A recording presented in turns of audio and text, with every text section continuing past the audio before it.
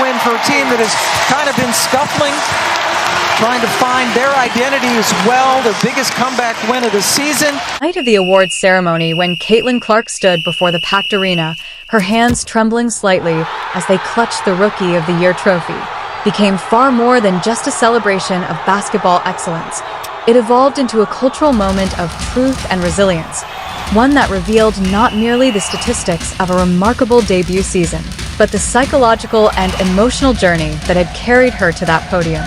From the first moment she was drafted by the Indiana Fever, skepticism followed her like a shadow, with analysts predicting that her dazzling college career would collapse under the weight of professional speed and physicality, and countless commentators on social media declaring that her frame, her pace, or even her style of play would not survive the unforgiving grind of the WNBA.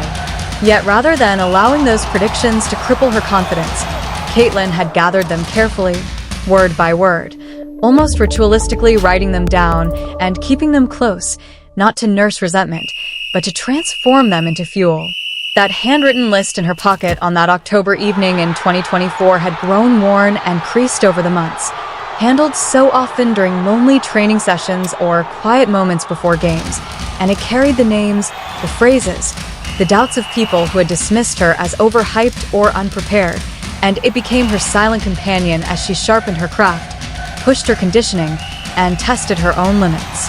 As she began her speech, thanking teammates, coaches, and family in the traditional fashion, there was a sense of composure and gratitude, but as the words began to rise in strength, it became clear that she was leading the audience somewhere deeper, to the intersection where sport meets psychology and resilience becomes visible.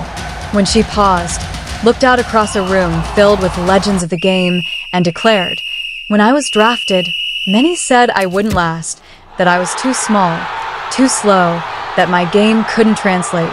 The air grew electric, for everyone present understood that this was not a young athlete gloating in triumph, but a woman exposing the raw truth of her journey. Then, in a gesture no one anticipated, she reached into her jacket and produced the folded paper, unfolding it with steady hands, revealing the notes and lists she had preserved. "I kept track," she said, her voice steady now. "Every prediction, every dismissal, every declaration that I would fail, I wrote them all down." What might have sounded like bitterness to some instead resonated with remarkable clarity, because she explained that the list was not about revenge, but about perspective. Criticism, she had been taught by her coach, is simply information, and what matters is how one chooses to use it. In that line rested a truth that resonated far beyond basketball, reaching into classrooms, workplaces, and homes across the globe. Clips of the speech spread rapidly online, drawing in teachers who remembered being told they were not clever enough, entrepreneurs who had been told their ideas were foolish, and artists who had been mocked for pursuing their visions, and they recognized themselves in her steady defiance. The most powerful moment, however, came when Caitlin shifted her focus away from critics and addressed the young athletes watching, those who, like she once had, sat awake at night replaying the harsh words of doubters in their heads. Her message was not that greatness comes in the absence of doubt, but rather that every great athlete, every remarkable figure in history, has carried their own burden of rejection, and the difference lies not in escaping criticism, but in transforming it into the very fuel that drives progress. "Don't let other people's limited vision become your reality," she urged, her voice breaking slightly, a vulnerability that only deepened the impact. And then came the revelation that sealed the speech's enduring place in memory.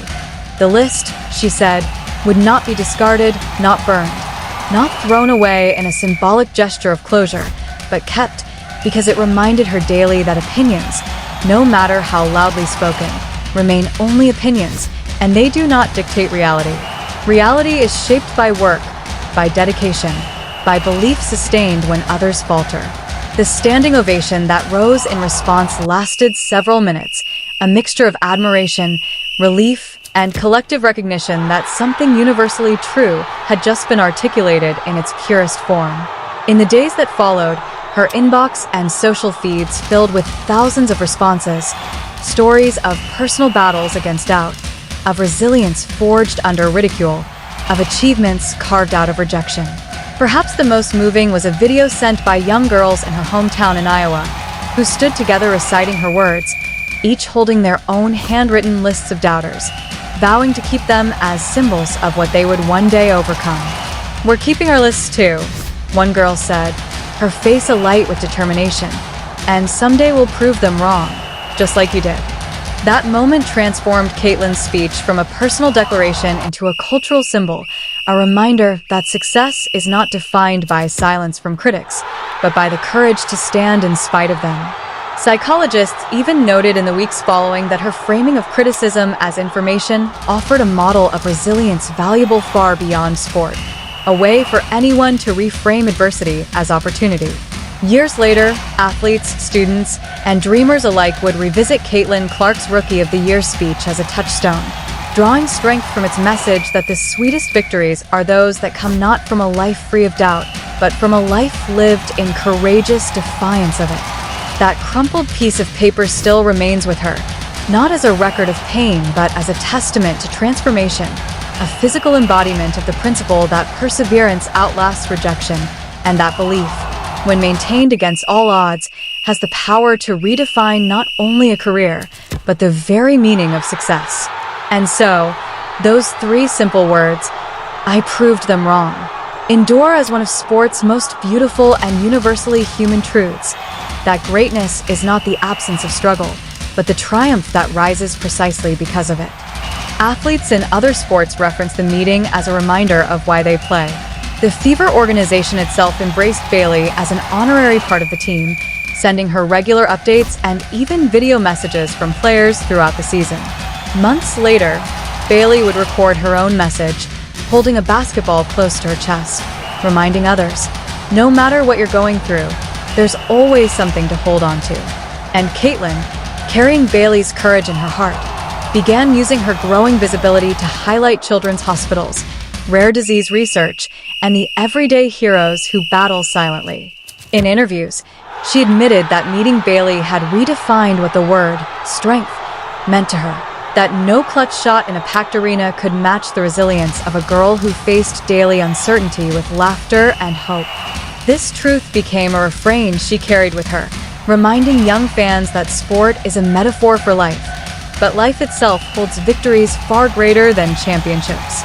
Years later, when Bailey's story would still be told, her meeting with Caitlin remained a symbol of what happens when fame is harnessed with compassion, and when hope passes between souls like a torch, lighting the way for countless others. And though Caitlin has gone on to shatter records and inspire millions, it is that afternoon in Las Vegas, kneeling eye to eye with Bailey Lux, that continues to stand as one of the most profound victories of her life, a victory not measured in points or trophies, but in the quiet miracle of two lives meeting at just the right moment to remind the world that hope, courage, and love will always be stronger than fear, doubt, or illness. Chance for Dallas to extend the lead. Seeger's trying to get loose and does. The backdoor cut, able to get away from the case. The warm lights of T-Mobile Arena in Las Vegas illuminated the kind of moment that people would remember for a lifetime, as Caitlin Clark knelt beside 14-year-old Bailey Lux, the young girl in a wheelchair whose Indiana Fever jersey seemed almost like armor against the battles she was fighting, her second round of cancer treatments leaving her body frail, but her spirit remarkably unbroken. And as they spoke, something far deeper than a routine celebrity encounter unfolded, for the conversation lasted not minutes, but over an hour, flowing with the ease of genuine connection, touching on basketball, dreams, fears, and the unshakable will to keep going when life feels impossibly hard. And what moved everyone watching was how quickly their exchange shifted from one of hero and fan to two equals, sharing their truths about courage and perseverance, as though Bailey and Caitlin had always been meant to find one another at that moment in time. Caitlin told her that the way she handled her illness, the way she still found joy in basketball even in hospital rooms, was real courage, stronger than anything she herself had ever displayed on the court under pressure. And when Bailey asked her softly, "Caitlin, when you're playing in big games and you feel scared or nervous, what do you think about to make yourself brave?" Caitlin's reply carried the weight of everything she had absorbed in that instant. "From now on, when I'm in those moments, I'm going to think about you. Bailey, because if you can face what you're facing with such courage and still smile, then I can handle whatever happens in a game." It was in that response that Caitlin revealed not only her humility, but also the shift that Bailey's presence had sparked inside her. A reminder that the fiercest challenges are rarely the ones faced under stadium lights, but the ones fought quietly in hospital rooms with family watching helplessly. And what nobody could have predicted was how this single meeting would ripple outward, shaping Caitlin's perspective on her career, her platform, and her role as not just a basketball star, but as someone with the ability to amplify voices like Bailey's. In the weeks and months that followed, Caitlin didn't let the encounter fade into memory. Instead, she stayed in regular contact with Bailey and her family, sending messages of encouragement before hospital procedures, celebrating good scans, offering comfort during setbacks, and letting Bailey know that her fight was never invisible, while at the same time Caitlin began weaving Bailey's story into her own public appearances, using press conferences and speaking opportunities to raise awareness about childhood cancer, to highlight the importance of supporting families facing medical battles, and to remind people that sport's true purpose is not just competition but connection.